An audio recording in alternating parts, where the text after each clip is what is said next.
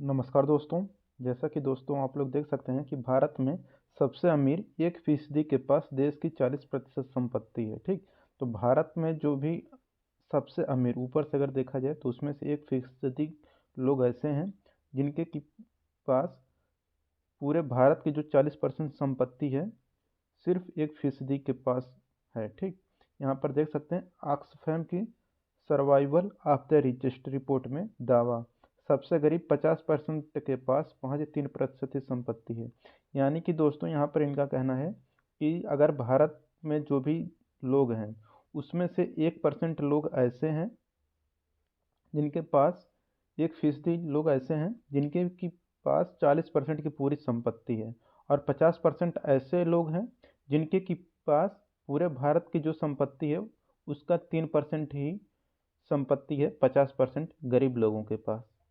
ठीक, अब इसमें देखिए पूरा जो रिपोर्ट आया है उसके बारे में देखिए। यहाँ पर जो दावा किया गया है आप लोग देख सकते हैं। दावोस भारत के 1% सबसे अमीर अरबपतियों के पास, तो देख सकते हैं 1% सबसे अमीर जो अरबपतियों के पास देश की कुल संपत्ति का 40% हिस्सा है। तो 40% हिस्सा आप लोग जान सकते हैं कि अमीरों के पास है, सिर्फ 1% अमीर के पास।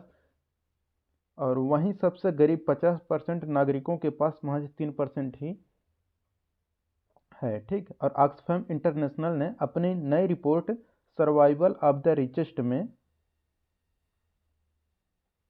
यह दावा किया कि वर्ल्ड इकोनॉमी फोरम की सालाना बैठक में यह रिपोर्ट रखी है। ठीक, रिपोर्ट में बताया कि कोविड के दौरान अमीर और अमीर हुए। ठीक, तो जो अमीर लोग थे कोविड-19 जब आया दोस्तों तो जो अमीर लोग थे वो और भी अमीर होते गए और जो गरीब लोग थे वो गरीब ही होते गए क्योंकि उनके ऊपर काफ़ी ज़्यादा टैक्स भी लगा। देखिए उसका प्रभाव क्या रहा है अभी हम आपको इसी वीडियो में बताने वाले हैं।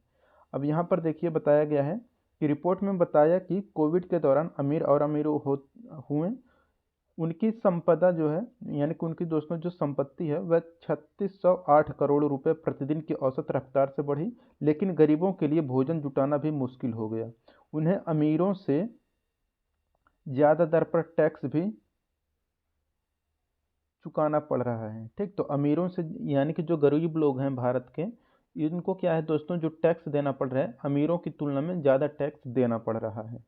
ऑक्सफैम इंडिया के सीईओ अमिताभ बेहर ने दावा किया कि देश की दलित, आदिवासी, महिला, असंगठित क्षेत्र के कार्मिक, मुसलमान आदि वंचित समुदायों को ऐसी व्यवस्था में पिसना पड़ रहा है जो अमीरों को बचाए रखने के लिए बनी है। ठीक, तो यहाँ पर देख सकते हैं और यहाँ पर ये दिया है कि महामारी में 102 से 166 हो गए अरबपति। यानी कि जब कोविड-19 आया, महामारी आई 2019 में, और उस समय दोस्तों जो अमीरों की संख्या थी, अरबपतियों की संख्या थी वह 102 थी, लेकिन इस समय प्रेजेंट टाइम में 166 हो गई है। अब आप लोग देख सकते हैं 2022 तक भारत में अरबपतियों ने भरपूर कमाई की।